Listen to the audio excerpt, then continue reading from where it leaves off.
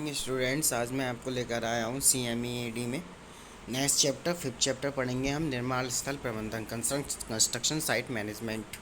Construction site management क्या होता है? स्थल प्रबंधन साइट मैनेजमेंट वास्तव में निर्माण कार्य शुरू करने के लिए निर्माण स्थल पर समुचित व्यवस्था करना तथा निर्माण सामग्री एवं श्रमिकों को सुचारू ढंग पर संचालन बनाए रखने स्थल प्रबंधन कहलाता है। सभी उपलब्ध संसाधनों का अनुकूलतम उपयोग तभी हो पाता है जब स्थल प्रबंधन उत्तम हो। बड़े निर्माण कार्यों में बेसियों प्रकार की निर्माण सामग्री के ढेर लगते हैं। अनेक उपसर्ग व मशीनें निर्माण क्षेत्र पर स्थापित करनी होती हैं और सैकड़ों कुशल अकुशल श्रमिकों का जमावड़ा होता है।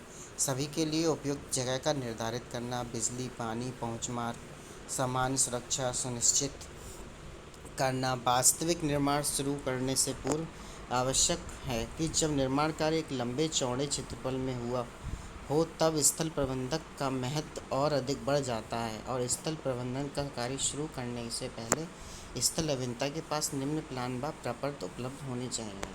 यानी साइट मैनेजमेंट हमारा वो होता है जहाँ पर हम अगर एक बड़े लेवल से कंस्ट्रक्शन स्टार्ट कर रहे हैं तो वहाँ पे सामग्री का ढेर, बहुत तरह की सामग्री यूज़ होगी और हमारे जो श्रमिक हैं कुशल अकुशल दोनों तरह के श्रमिक होने चाहिए।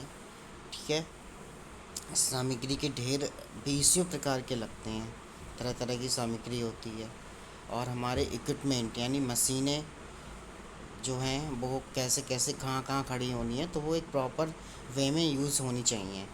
फिर है स्थल प्लान, साइट प्लान, भवन वर्क्स विस्तृत प्लान, सर्विस प्लान, निर्माण विशिष्टियाँ यानी site plan, building works plan, service plan और कंस्ट्रक्शन स्पेसिफिकेशंस। स्थल प्लान में निर्माण स्थल की परिसीमाएँ, पहुँच मार्ग, ठीक है, पहुँच मार्ग, सड़कें, बरसाती नाले, संचार लाइनें, पानी बिजली के उपलब्धि स्रोतों, उत्तर दिशा इत्यादि स्पष्ट प्रदर्शित होने चाहिए। भवन प्लान में सभी तलों के उपयुक्त पैमाने पर तैयार किए गए प्लान, सम्मुख दृश्य, पार्श्व कटाव तथा अन्य विवरण होने चाहिए। सर्विस प्लान में जल आपूर्ति तथा अथवा अवजल निकासी को लाइनें तथा निपटान बिंदु का ब्यौरा होना चाहिए। विशिष्टियों में सभी आवश्यक सामग्री की प्रकार, गुणवत्ता, निर्माण प्रक्रिया आदि का उल्लेख होना चाहिए। यानी सामग्री जो है वो नंबर 1 क्वालिटी की होनी चाहिए, यानी कि हमारी जो ब्रिक है वो अव्वल होनी चाहिए, सीमेंट भी फर्स्ट क्लास होना चाहिए। फिर है जॉब विन्यास, जॉब लेआउट। निर्माण परियोजना मौके निर्माण स्थल पर शिविर कैंप के रूप में संपन्न की जाती हैं, जिसमें निर्माण की विभिन्न गतिविधियों के लिए स्थल निर्धारित किए जाते हैं और निर्माण स्थल पर इस शिविर स्थापना के कार्य को ही जॉब विन्यास कहते हैं। यह शिविर जितना उत्तम लगा होगा, निर्माण कार्य उतने ही तेजी से संपन्न होगा और मौके पर शिविर स्थापित करने से पहले निर्माण स्थल का एक प्लान बनाया जाता है। ये हमारा जॉब लेआउट है, जिससे निर्माण परिसर, पहुंच व प्रचलन मार्ग, सामग्री के भंडारों, उपसर्गों आदि की स्थिति तथा कामगारों के कार्यस्थल दिखाए जाते हैं और इसके अनुसार ही जॉब विन्यास संपन्न किया जाता है। निर्माण कार्य बिना रुके सहज तथा संतोषजनक पर चलता रहे। सामग्री को बार बार उठाकर इधर उधर ना रखना पड़े, तो सामग्री ऐसी जगह रखनी चाहिए, ऐसी जगह ढेर लगानी चाहिए कि बार बार हम उसे उठाना और बदलना ना पड़े। भारी मशीनें श्रमिकों के परिचालन में बाधा न डालें, सभी की सुरक्षा बनी रहे, इस ध्येय के लिए कार्य का जॉब विन्यास आवश्यक है। जॉब विन्यास के बाद ही मौके पर वास्तविक निर्माण शुरू किया जाता है और शिविर विन्यास का निर्माण कार्य की प्रगति के अनुसार पुनरीक्षण रिव्यू करने चाहिए और सामग्री तथा मशीनों की स्थिति कार्य की मांग के अनुसार बदल देनी चाहिए। बची हुई सामग्री तथा निठल्ली मशीनों को निर्माण स्थल से हटा देना चाहिए, यानी जो एक्स्ट्रा मशीनें हैं जो काम में नहीं ली जा रही हैं उन्हें निर्माण स्थल से हटा दें ताकि निर्माण कार्य के अगले चरणों के लिए जगह उपलब्ध होती रहे। फिर है जॉब विन्यास के सिद्धांत, प्रिंसिपल ऑफ जॉब लेआउट। पहला है हमारा स्थल घेरा, स्थल को घेरना। स्थल घेरा निर्माण सामग्री, वाहन, उपकरण, यंत्र, मशीनरी इत्यादि को ध्यान में रखकर मौके पर पर्याप्त स्थान घेरना चाहिए और इसके चारों तरफ कंटीला, तार अथवा बाड़ लगा लेना चाहिए। फिर है सामग्री भंडार। निर्माण सामग्री के भंडार निर्माण स्थल के निकट होने चाहिए ताकि इनकी अधिक उठाई ढुलाई ना करनी पड़े। प्रचलन क्षेत्र सामग्री के ढेर इस प्रकार लगाने चाहिए कि श्रमिकों के प्रचलन तथा मशीनों के कार्य में कोई अड़चन ना आए।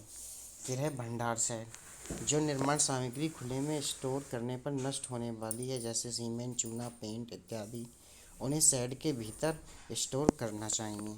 फिर है बांध पहुँच, निर्माण स्थल के चारों ओर पर्याप्त चौड़ा रास्ता उपलब्ध रहना चाहिए ताकि सामान से भरे ट्रक अन्य वाहन निर्माण के निकटतम बिंदु तक पहुंच सकें। इसके बाद है प्रवेश निकास नियंत्रण। प्रवेश निकास नियंत्रण क्या होता है? निर्माण स्थल पर मटेरियल की सुरक्षा का संतोषजनक प्रबंध होना चाहिए। प्रवेश निकास द्वारा प्रभावी नियंत्रण होना चाहिए। फिर है सुविधाएं। निर्माण स्थल पर पानी, बिजली, प्राथमिक चिकित्सा तथा अन्य आवश्यक सुविधाओं की व्यवस्था होनी चाहिए। सामान्य सुरक्षा, जनरल सेफ्टी, निर्माण स्थल का प्रबंध ऐसा होना चाहिए कि सभी कार्मिकों तथा आगंतुकों की सुरक्षा बनी रहे। फिर है पुनरीक्षण, कार्य के दौरान परिस्थितियों के बदलाव के कारण यदि मूल जॉब विन्यास के कुछ संशोधन करना पड़े तो यह सरलता से हो सके। तो इन सारी बातों पे हमें ध्यान देना चाहिए। जॉब विन्यास को प्रभावित करने वाले कारक कौन कौन से कारक प्रभावित करते हैं? Factor influence job layout. Job विन्यास के लिए सर्वप्रथम निर्माण स्थल के चारों ओर घेराबंदी की जाती है। घेराबंदी के लिए कटीले तारों की बाड़ लगाई जाती है अथवा जस्ती लोहे की चादरों का पर्दा बनाया जाता है। यदि निर्माण क्षेत्र काफ़ी बड़ा है तो पत्थर गाड़कर निर्माण परिसर चिन्हित किया जाता है, यानी कि दूर से ही पता लग जाए कि कंस्ट्रक्शन हो रहा है और जो आसपास के लोग हैं वो अलर्ट होकर अपना आवागमन करें। जॉब विन्यास को प्रभावित करने वाले कारक निम्न प्रकार से हैं। क्या क्या कारक हो सकते हैं देखते हैं। पहला है परियोजना की प्रकार, भवन, बांध, पुल, सुरंग, जल सेतु इत्यादि। दूसरा है परियोजना स्थल की स्थिति, पहाड़ी है, मैदानी है, जंगली है, आबादी है, नदी तल इत्यादि। श्रमिकों की उपलब्धता, स्थानीय अथवा बाहरी श्रमिक, सामग्री तथा मशीनों के प्रकार व संख्याएं, सुरक्षा व्यवस्था तथा श्रमिक सुविधाएं। जॉब विन्यास के अंतर्गत निम्न कार्यों के लिए स्थान निर्धारित करने होते हैं, जैसे कि पहला है हमारा स्थल कार्य तथा नियंत्रण कक्ष, site office and control room. ठीक। भंडारण एवं गोदाम, गोदाम और भंडारण। तीसरा है सीमेंट तथा चूने के लिए शेड, खुली सामग्री की ढेरों के लिए स्थल, ओपन स्टोरेज स्पेस होने चाहिए। उपकरण तथा संयंत्रों के लिए शेड, प्रबलन इस्पात के लिए स्थान, श्रमिक तथा के लिए झुग्गी झोपड़ी इत्यादि। निर्माण स्थल पर पर्याप्त भूमि उपलब्ध है तब करेंगे इन सारी चीज़ों का अरेंजमेंट। आठवां है प्रवेश निकास तथा सुरक्षा चौकी, entry exit and check post. एक भवन के लिए जॉब विन्यास दिखाया गया विन्यास का स्पष्टीकरण निम्न है, जैसे कि स्थल कार्य एवं नियंत्रण कक्ष। स्थल कार्यालय से निर्माण की सभी गतिविधियों का संचालन व नियंत्रण होता है। यहाँ से आवश्यक निर्देश व आज्ञाएं अधिदर्शकों तथा श्रमिकों तक पहुँचती हैं। यह कक्ष मुख्य प्रवेश के अति निकट होना चाहिए ताकि बाहर से आने वाले व्यक्तियों को इधर उधर न भटकना पड़े। इस कक्ष में स्थल अभियंता का शिविर, कार्यालय, कैंप, ऑफिस भी स्थापित होता है। फिर है हमारा नेक्स्ट पॉइंट है इसके बारे में, प्रवेश निकास गेट। निर्माण स्थल पर आने तथा बाहर जाने के लिए अलग अलग गेट होने चाहिए। इनका संचालन सुरक्षा कर्मचारियों द्वारा किया जाना चाहिए। प्रवेश निकास गेट की चौड़ाई इतनी रखनी चाहिए कि उसमें जीप, ट्रक आदि वाहन निकल सके। यदि किसी कारण जॉब विन्यास में 2 गेट संभव न हो तो एक ही गेट को 2 भागों में विभाजित करके प्रवेश निकास की व्यवस्था करनी चाहिए। ठीक है, अगर स्पेस नहीं है तो। मैंने देखा एक जॉब विन्यास दिया हुआ है। इस जॉब विन्यास में देखो सभी चीज़ें, श्रमिक की झोपड़ी, ईंट का टाइलों का भंडार, महीन मिला हुआ भंडार, मोटा मिला हुआ भंडार, वाहन मार्ग, निर्माण स्थल, निर्माणाधीन भवन, ये देखो इस्पात भंडार, हार्डवेयर, पार्ट सामग्री, नल, गाड़ी, विद्युत, चौकीदार, चूना भंडार, सीमेंट भंडार, मुख्य सड़क, पहुँच मार्ग। ठीक है, तो इन सभी बातों पर ध्यान देना चाहिए। मसाला कंक्रीट मिश्रण स्थल, मोटा मिलावा ढेर, महीन मिलावा ढेर, ईंटों के चट्टे, पानी के टैंक, साइट इंजीनियर। भवन निर्माण के लिए जॉब विन्यास, layout, building for layout, job layout for a building. पहला है स्टोर गोदाम। निर्माण सामग्री संग्रह करने के लिए स्टोर तथा गोदाम जहां तक संभव हो नियंत्रण कक्ष के निकट होने चाहिए ताकि निर्माण स्थल पर आने वाली सामग्री पर नज़र रखी जा सके। फिर है मिनी वर्कशॉप। निर्माण स्थल के एक कोने पर ट्रेड कारीगरों जैसे welder, fitter, electrician, mechanic, carpenter, jointer, छड़ बेंडर आदि के काम करने के लिए मिनी वर्कशॉप स्थापित करनी चाहिए। फिर है आवश्यक सेवाएं। विद्युत, प्रकाश, जल, पाइप, टेलीफोन इत्यादि आवश्यक सेवाओं के लिए जॉब विन्यास में उपयुक्त स्थल निर्धारित कर देनी चाहिए। सेवा सड़कें। निर्माण स्थल के भीतर सहज पहुंच के लिए मूरम, ईंट, खड़ंजा की सेवा सड़कें बना देनी चाहिए। इन सड़कों पर पानी एकत्रित ना होना चाहिए और निर्माण सामग्री को सड़क पट्टी से दूर ढेर करना चाहिए। फिर है श्रमिक आवास। बड़े निर्माण कार्य पर जगह उपलब्ध होने पर श्रमिकों को झुग्गी झोपड़ी डालने के लिए स्थल निर्धारित कर देना चाहिए, क्योंकि जो कुछ श्रमिक निर्माण कार्य कर रहे हैं तो उनके लिए आसानी होती है। आपको बार बार उन्हें चेंज नहीं करना पड़ेगा, आने आने में उनका टाइम नहीं जाएगा, प्रॉपर वो टाइम से आ जाएंगे। तो ज़्यादा स्थल होगा तो उनका रहने की व्यवस्था वहीं कर देनी चाहिए। सामान्य सुरक्षा। निर्माण स्थल पर बड़ी सामग्री, उपसक, मशीनें, श्रमिकों की सुरक्षा के लिए स्थल नियंत्रण के लिए कुछ क्षेत्रों के चारों तरफ पर्याप्त ऊंची दीवार अथवा कटीले तारों की बाड़ लगा देनी चाहिए। ठीक है। और 24 घंटे चौकीदार की व्यवस्था होनी चाहिए।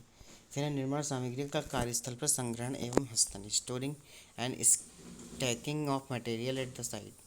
निर्माण सामग्रियों को कार्यस्थल पर उचित बिंदु पर ढेर करना आवश्यक है ताकि यह न्यूनतम निर्माण स्थल घेरे और इसके अनावश्यक हस्तांतरण से बचा जा सके। और विभिन्न निर्माण सामग्री रखने के लिए जॉब विन्यास में अलग अलग स्थान निर्धारित कर दिए जाते हैं। निर्माण सामग्री मौके पर स्टोर करते समय निम्नलिखित बातों का ध्यान देना चाहिए। न्यूनतम स्थान। स्थान कैसा होना चाहिए? न्यूनतम होना चाहिए। न्यूनतम स्थान। निर्माण सामग्री को उचित स्थानों पर इस प्रकार संग्रह करना चाहिए कि निर्माण क्षेत्र का काम कम से कम भाग घेरे और निर्माण कार्य में कोई विघ्न न डाले। इसके साथ ही निर्माण कार्य की सुरक्षा भी बनी रहे। धूप वर्षा से बचाव। निर्माण सामग्री को धूप, वर्षा, पानी, नमी आंधी के प्रकोप से बचाना चाहिए। जो सामग्री खुले के ढेर में नष्ट बेकार हो सकती है उसे उपयुक्त शेड आवरण के नीचे ढककर रखना चाहिए। ठीक है। तो इन सभी चीज़ों को हमें स्पेशल ध्यान रखना पड़ेगा। धूप, वर्षा की सामग्री खराब हो सकती है। कार्यस्थल के निकट सामग्री को खपत वाली जगह के पास ही संग्रह करना चाहिए। दूर से सामग्री ढोने पर श्रम लगता है और समय भी नष्ट होता है। अगर आप दूर चट्टा लगा देंगे तो समय भी नष्ट होगा और श्रम भी लगेगा। खाइयों से दूर। निर्माण सामग्रियों को नींव की खाइयों तथा अन्य गड्ढों से पर्याप्त दूरी ढेर करना चाहिए ताकि यह फैलकर नींव को ना पाट दें।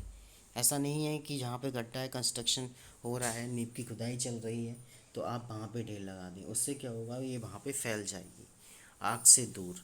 जिस सामग्री के अग्नि से नष्ट होने की संभावना है जैसे लकड़ी, पेंट, तेल, पेट्रोल इत्यादि, उन्हें सावधानीपूर्वक संग्रह करना चाहिए।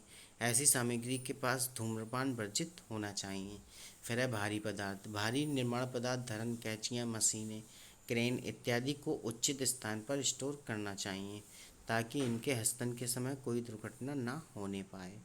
सातवां है सीमेंट को सादा बंद सेट के नीचे कुछ नीचे बने पक्के फर्श पर स्टोर करना चाहिए ताकि वर्षा व बाहरी पानी से सुरक्षित रहे।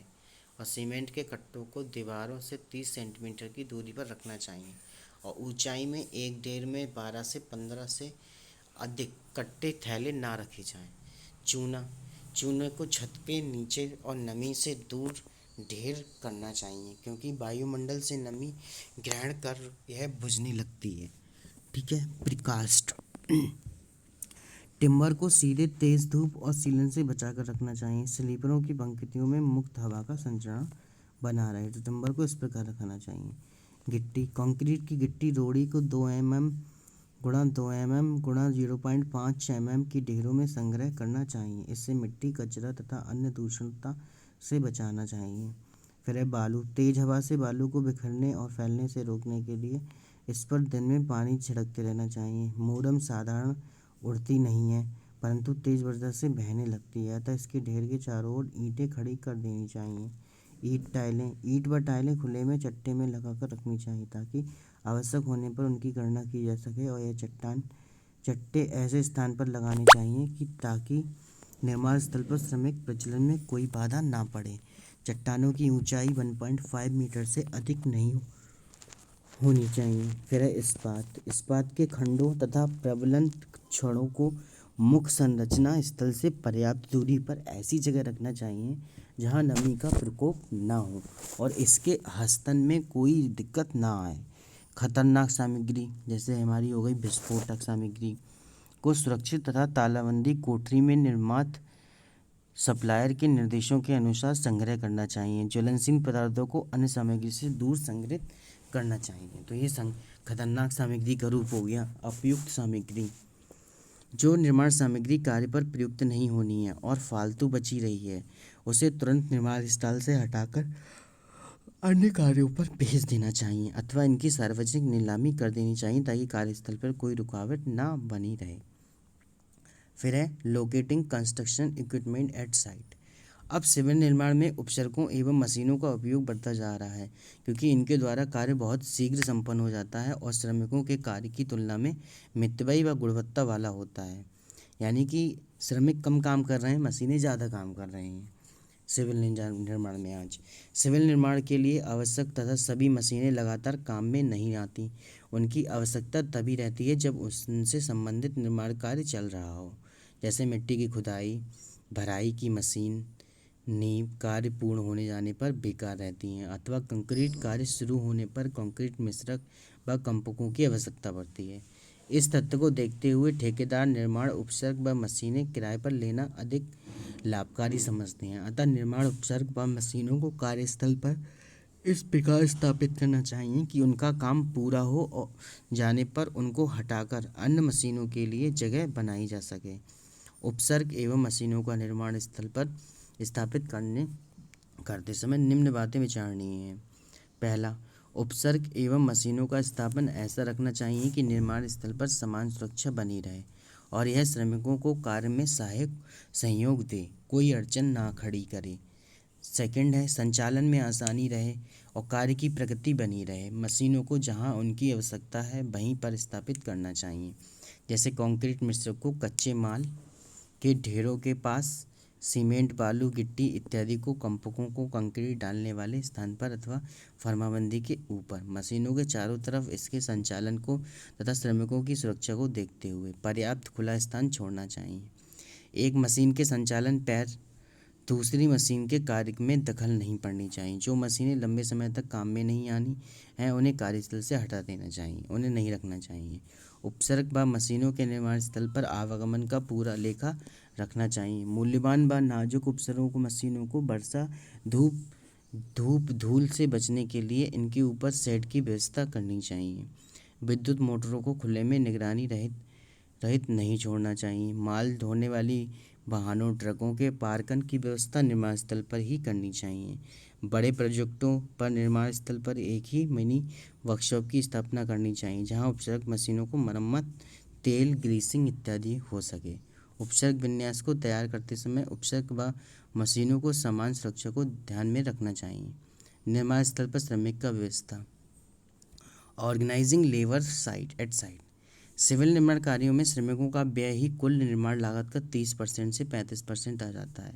यदि श्रमिकों से पूर्ण कार्य घंटों तक काम नहीं लिया जाता तो यह व्यय 50% तक बढ़ जा सकता है और इस स्थिति में निर्माण एजेंसी ठेकेदार का अनुमान्य लाभ श्रमिकों के भुगतान में चला जाता है और इससे लाभ के स्थान पर हानि की संभावना बन जाती है। अतः निर्माण स्थल पर श्रमिकों से पूरा काम लेना बहुत ज़रूरी हो जाता है।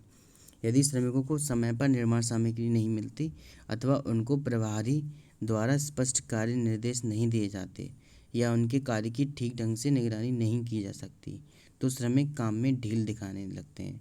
जब श्रमिक अधिक संख्या में एक स्थान पर एकत्रित हो जाते हैं और उनको कार्य का आवंटन ठीक प्रकार से नहीं किया जाता तो वे समय बेकार नष्ट करते हैं। अतः परियोजनाओं को मितव्ययी बनाए रखने के लिए श्रमिकों पर नियंत्रण रखना चाहिए। ऐसा नहीं है कि बहुत सारे श्रमिक आपने कर लिए, कोई काम कर रहा है कोई काम नहीं कर रहा है। एक अनुभवी कार्य प्रभारी इस दिशा में महत्वपूर्ण योगदान दे सकता है। निर्माण स्थल पर श्रमिक व्यवस्था करते समय निम्नलिखित बातों का ध्यान रखना चाहिए। पहला पॉइंट है हमारा, श्रमिकों को अल्प सूचना व उपलब्ध कराना ठीक कठिन पड़ता है, अतः श्रम ठेकेदार निरीक्षकों को श्रम अनुसूचन लेबर शेड्यूल की प्राप्ति देनी चाहिए ताकि वह समय पर श्रमिकों की वांछित संख्या में व्यवस्था कर सके। एक प्रभारी अधिदर्शक के अधीन इतने ही श्रमिक होने चाहिए जिन पर वह पूर्ण नियंत्रण रख सके और ठीक काम ले सके। सामान्यतः एक मेट के अधीन 6 से 10 से अधिक श्रमिक नहीं होने चाहिए। कार्य के प्रकार के अनुरूप ही कुशल, अर्धकुशल, अकुशल श्रमिक लगाने चाहिए। एक मजदूर का कार्य जब एक मेसन को करना पड़े तो वह कार्य मितव्ययी नहीं रहता और श्रमिकों को आवश्यक औजार सामग्री मौके पर ही मिलनी चाहिए। निर्माण सामग्री की प्रतीक्षा में श्रमिक निठल्ले नहीं बैठने चाहिए। ऐसा नहीं है कि श्रमिक काम कर रहे हैं और उन्हें सामग्री की ज़रूरत है या मशीनों की ज़रूरत है तो वो वेट कर रहे हैं और आप बहुत दूर से उसे लेके आ रहे हैं। तो इसीलिए जो हमारी सामग्री है, मशीनें हैं, वो कंस्ट्रक्शन साइट से दूर नहीं रहनी चाहिए, पास ही में रखनी चाहिए। सामग्री का बार बार हस्तन कम करना चाहिए, अन्यथा ढुलाई व्यय बढ़ जाता है और सामग्री टूट फूट भी अधिक होती है। कार्य की मांग के अनुसार श्रमिकों की संख्या बढ़ाते घटाते रहना चाहिए। श्रमिकों के अभाव में कार्य रुकना नहीं चाहिए अथवा कार्य के अभाव में श्रमिकों को निठल्ले नहीं छोड़ना चाहिए। कुछ श्रमिकों को स्थायी रूप में नियुक्ति कर कार्य के हित में इन श्रमिकों को कार्य का प्रशिक्षण देना चाहिए। निर्माण स्थल पर पीने का पानी उपलब्ध होना चाहिए। पानी पीने के चक्कर में प्रायः श्रमिक बार बार काम छोड़कर दूर चले जाते हैं और बैठकर बीड़े पीते हैं। श्रमिकों की प्रगति का लेख अवश्य रखना चाहिए और दैनिक प्रगति कम पाए जाने पर श्रमिकों को चेतावनी देनी चाहिए ताकि डील को समाप्त करके श्रमिक लगन से कार्य कर सकें। एक कार्य पर नियुक्त किए गए श्रमिकों को बार बार नहीं बदलना चाहिए क्योंकि नए श्रमिकों का कार्य समझाने में समय नष्ट होता है और परियोजना व्यय भी बढ़ जाता है और श्रमिकों के निर्माण स्थल पर ही रहने की व्यवस्था करनी चाहिए। आवास सुविधा पाकर श्रमिक अधिक क्षमता से कार्य करता है। तो ये हमारा था, ये हमने चैप्टर जो पढ़ा, इस चैप्टर में हमने काफ़ी कुछ डिस्कस किया। श्रमिकों सामने सामग्री के बारे में डिस्कस किया कि सामग्री को कैसे स्टोर करना चाहिए, कैसे कि हम समय बचाते हैं। ठीक है, तो ये निर्माण स्थल प्रबंधन था। कंस्ट्रक्शन साइट मैनेजमेंट, कैसे कैसे हम साइट मैनेजमेंट को वर्क करेंगे। इसके बाद हमारा इसमें कुछ क्वेश्चंस हैं जो आप इस बार, तो आपका जो क्वेश्चन पेपर है वो ऑब्जेक्टिव आने वाला है, तो इस बार ऐसे क्वेश्चंस नहीं आएंगे। जॉब विन्यास किसे कहते हैं, यह क्यों आवश्यक है, स्पष्ट उत्तर दें। जॉब विन्यास के सिद्धांत लिखिए। जॉब विन्यास के लिए क्या क्या सूचनाएं तथा प्रपत्र आवश्यक हैं, उन पर प्रकाश डालिए। जॉब विन्यास को प्रभावित करने वाले कारकों पर प्रकाश डालिए। निर्माण स्थल पर सामग्री व संग्रहण करते समय किन बातों का ध्यान रखना चाहिए। ठीक है, तो ये सारी चीज़ें थी। इसके बाद हम नेक्स्ट चैप्टर स्टार्ट करेंगे इसी वीडियो में। निर्माण श्रमिक, कंस्ट्रक्शन लेबर क्या है। सिविल निर्माण श्रमिक, सिविल कंस्ट्रक्शन लेबर, श्रम तथा श्रमिक शरीर अथवा मस्तिष्क से काम लेते हुए कोई कार्य करना श्रम कहलाता है और निर्माण कार्य पर दोनों प्रकार का श्रम करना पड़ता है। श्रम करने वाला श्रमिक कहलाता है और जीवित रहने के लिए हर प्राणी को श्रम का करना आवश्यक है। भवनों तथा अन्य सिविल निर्माण कार्यों पर जो कुशल, अर्धकुशल, अकुशल कामगार दहाड़ी और मासिक पद्धति पर रखे जाते हैं, निर्माण श्रमिक के अंतर्गत आते हैं।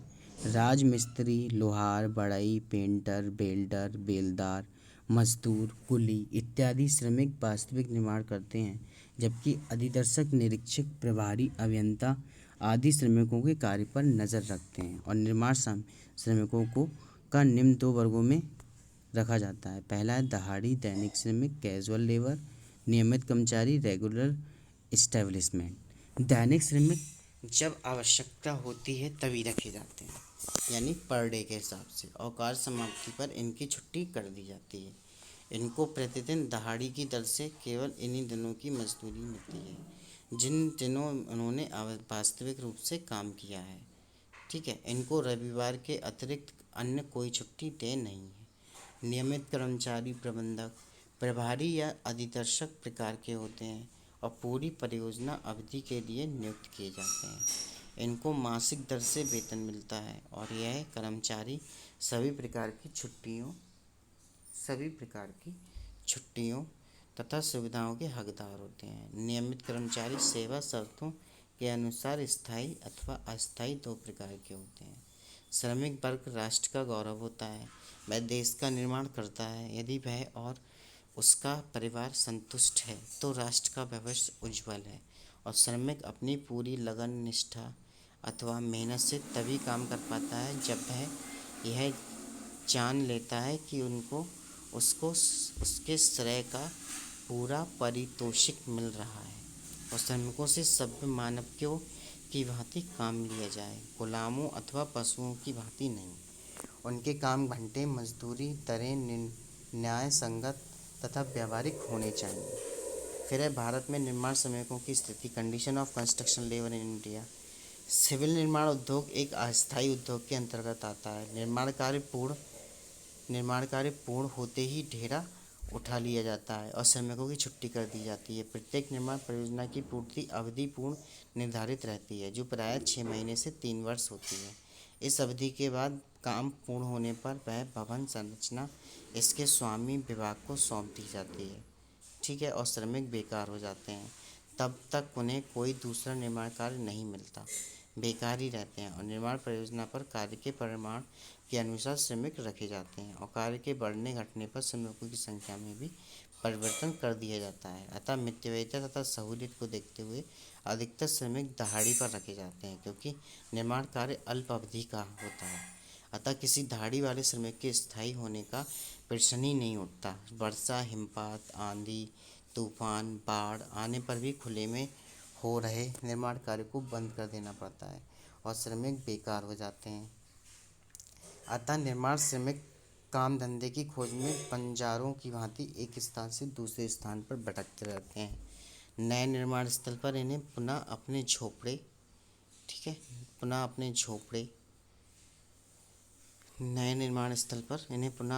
डालने पड़ते हैं। राशन, पानी, रोशनी की व्यवस्था करनी पड़ती है और दहाड़ी की दरों के लिए नए नियुक्तों से भाव ताव करना पड़ता है। ऐसी स्थिति में श्रमिक कभी भी एक स्थान पर चैन से नहीं रह पाता। उसकी खटिया उसके सिर पर ही रहती है। यह नदिया के पानी के समान एक बहती आबादी है जो जीवन भर चलती रहती है। ठीक है, कुछ बड़ी निर्माण कंपनियां जो लगातार नए नए निर्माण प्रोजेक्ट हस्तगत करने में सफल रहती हैं, श्रमिकों को नियमित रूप से कार्य पर लगाए रखती हैं, परंतु तब भी श्रमिकों को एक कार्य पूर्ण होने पर दूसरे स्थान पर जाना ही पड़ता है। भारत में निर्माण उद्योग अभी तक ऐसे लोगों के हाथों में रहा है जो एक ही निर्माण से अधिक लाभ बटोरना चाहते हैं, क्योंकि उनको यह आशा नहीं होती कि निर्माण कार्य उन्हें आगे भी इसी प्रकार अवश्य मिलते रहेंगे। इसी कारण वह श्रमिकों को उनके काम के अनुरूप पूरी मजदूरी नहीं देते। अतः भारत में निर्माण श्रमिकों को दशा बहुत खराब है। इनको न्यूनतम दरों पर रखा जाता है। काम के घंटों तथा श्रम शर्तें बड़ी कठोर होती हैं। श्रमिक लोग अधिकतर गांव से आए हुए होते हैं, जो अनपढ़ होते हैं। कैसे होते हैं? जो अनपढ़ होते हैं, बेकार तथा निर्धन होते हैं। वे निर्माण कला की नवीनतम प्रणालियों से भी अनभिज्ञ होते हैं। इन्हीं कारणों से इनकी कार्य क्षमता विकसित देशों के श्रमिकों से काफ़ी कम रहती है, जबकि इनकी कार्य क्षमता खुले बाजार में कम है, तो इनकी मजदूरी भी इसी आधार पर कम रखी जाती है। भारत का मजदूर अन्य देशों के मजदूरों से सस्ता है और बड़ी आसानी से मिल जाता है। उद्योगों व कारखानों के श्रमिक स्थायी रूप से एक ही स्थान पर कार्य करते रहते हैं। ठीक है, करते रहने के कारण शीघ्र संगठित हो जाते हैं और अपने हितों की सुरक्षा के लिए श्रमिक यूनियन बना लेते हैं तथा निडर होकर मिल मालिकों से अपने हक मांगते हैं। परंतु सिविल निर्माण श्रमिक अपनी दहाड़ी के चक्कर में तथा लगातार कार्य न मिलने से परेशान रहते हैं। अतः ये लोग अपने हितों के लिए संगठित नहीं हो पाते। औद्योगिक श्रमिकों को दशा सुधारने तथा उनके हितों का ख्याल रखने के लिए बहुत पहले से अनेक अधिनियम इस देश में लागू हैं। अब सरकार ने निर्माण उद्योगों के श्रमिकों की दशा सुधारने के लिए भी कुछ अधिनियम पारित किए हैं, जिनमें ट्रेड यूनियन अधिनियम, वेतन भुगतान अधिनियम, न्यूनतम वेतन अधिनियम, श्रमिक क्षतिपूर्ति अधिनियम मुख्य हैं। वास्तव में यह औद्योगिक श्रमिकों के लिए ही बनाए गए हैं अधिनियम, जो निर्माण श्रमिकों का पर लागू कर दिए गए हैं। ठीक है, तो इस वीडियो में हमने एक पूरा chapter, 5th chapter construction site management पढ़ा एंड कंस्ट्रक्शन लेबर भी हमने कुछ पॉइंट डिस्कस किया। तो इस वीडियो को पढ़िएगा, समझिएगा, कुछ ज़्यादा टफ नहीं है। वही है कि सारी चीज़ें जो आप पहले पढ़ चुके हैं वो इस कंस्ट्रक्शन साइट मैनेजमेंट के बारे में पढ़ रहे हैं। तो वीडियो को समझिएगा, पढ़िएगा। Thank you students.